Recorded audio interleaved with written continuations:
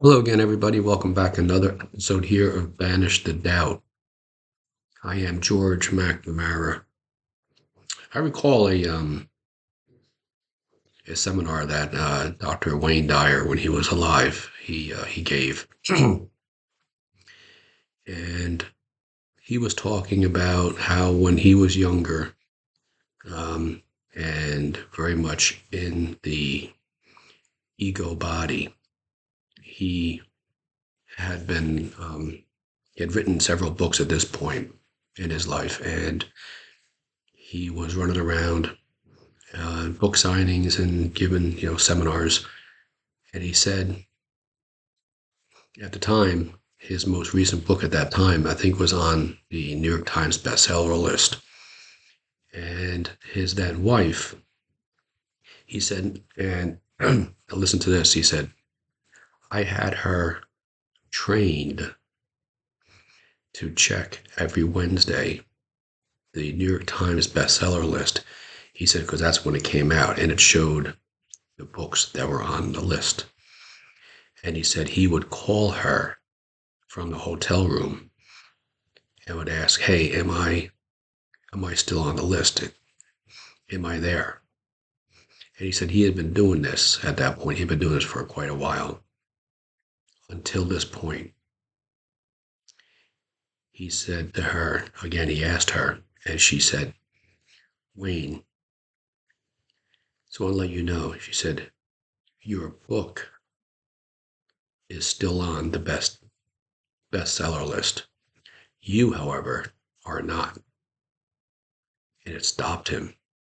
He said, "Oh, got it." So this is the ultimate battle, right? Between the ego and then who we are truly. When things happen, they don't go as planned. The ego inside of us gets upset. The ego wants things to work out in a certain way because we identify with that the way it works out.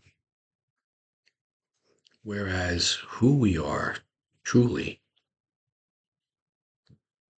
nothing can ever harm it. Nothing can ever do anything to disturb it. And the more that we can have the got it moments in our life, when you're driving a car, your car, and you don't identify when it doesn't give you a sense of satisfaction or achievement, it's fine to have achievements. And Dr. Wayne Dyer talked about it. I forget who he quoted. He said, when you can get to a place in life when you are detached from the good opinions of others, when your body or when you don't need that to sustain you.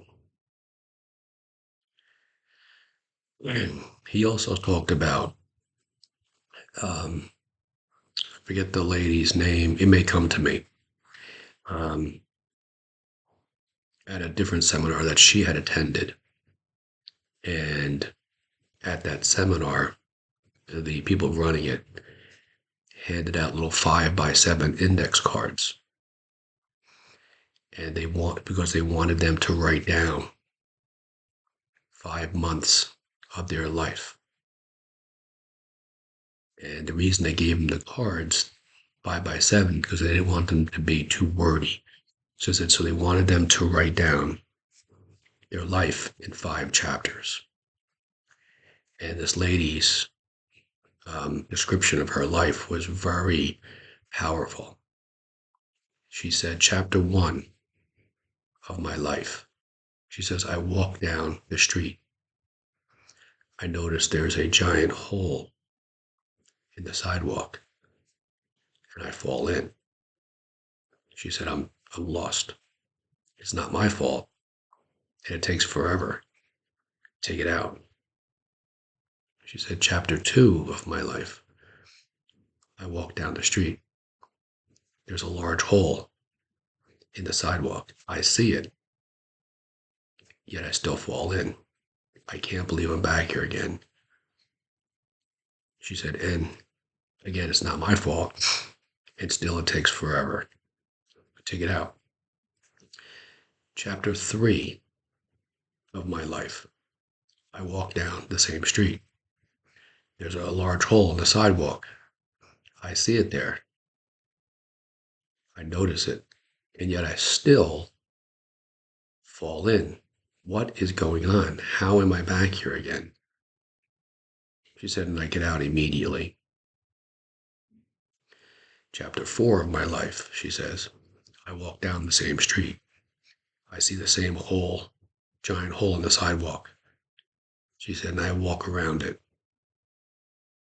Chapter 5 of my life, she says, I walk down a new street. That's what these videos are for us to recognize the large hole in the sidewalks of our life, and for us to choose to walk down a new street. Will there still be holes in the sidewalk? Yes. Will the ego still be there? Yes. But when we can recognize the hole in the sidewalk, when we can recognize the ego and walk around it, that is how we can start to heal ourselves. You see, because these holes in the sidewalk are reminders of who we are not.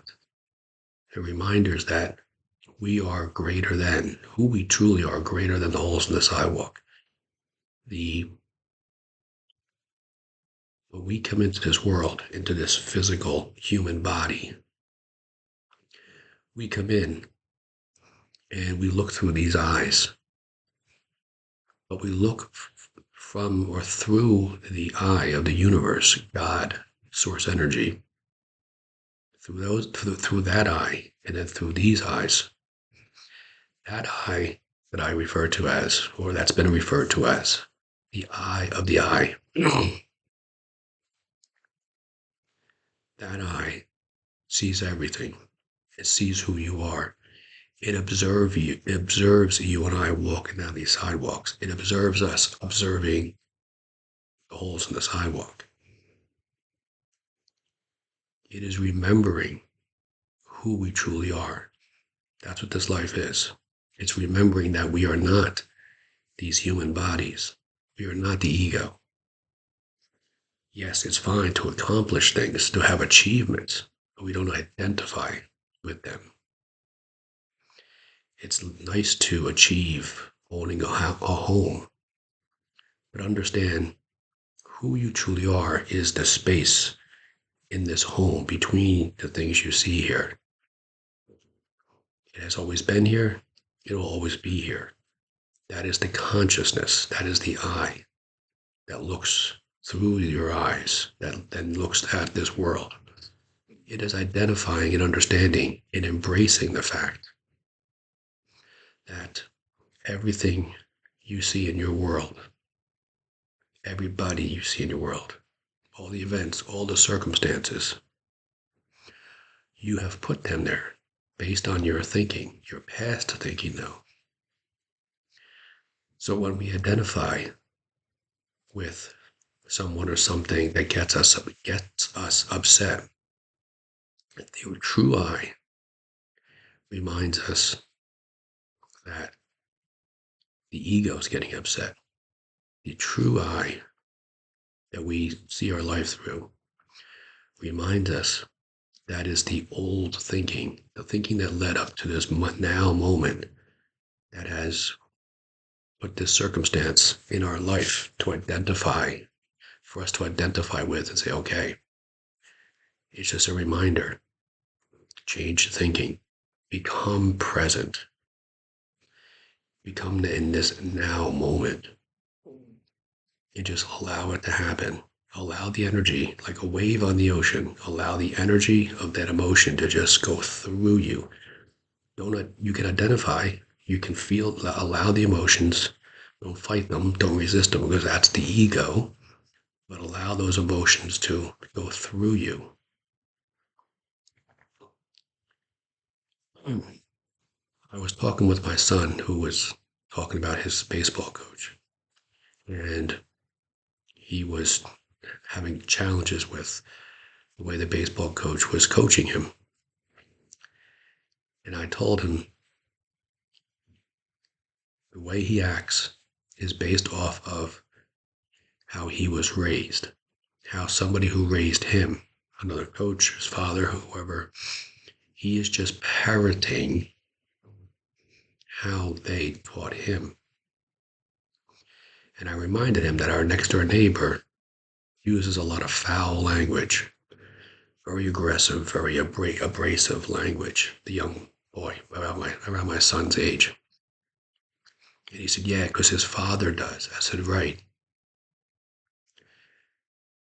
You'll know that you're parroting, you're acting like the person or persons who, the person you most identify with who raised you, when somebody who you are very close with, who's very close with you, knows you and knows them, and you can identify this as well, and then they would say to you, hey, you're just like your mother or your father. And you have a friend or someone you're close to that you know or think about that you know who you could say, yeah, they're just like. This is why. Because that's the road. We don't identify the road, the sidewalk that we're on. And it could be a good way. It could be you're like that person in a good way. But most people will repel at the recoil and say, no, I'm not like them at all. Now, notice if they act that way and recoil, they don't see it because it's unconscious. 95% of who we are is unconscious. 95% of what we do every day is unconscious. But the objective for these videos and my passion is to remind myself, and I'm doing it as I make these videos, as a Dr. Wayne Dyer recognized that one moment. Oh, got it. It's not who I truly am.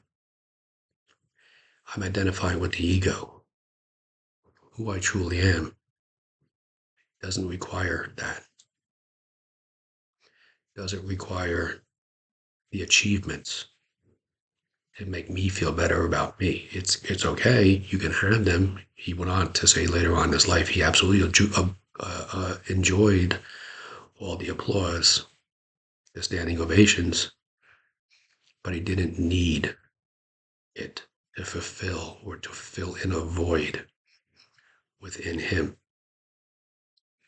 You, who you truly are, who he truly was enough to fill the void. When you can get to that point and you say, no, this is when I'm reacting, it's the ego. When I'm responding, it is who I truly am. Recognize that the I that you truly are sees through the eyes of your human existence. Identify with that I. Keep that connection as often as you can, and life will unfold for you in miraculous ways. Thank you.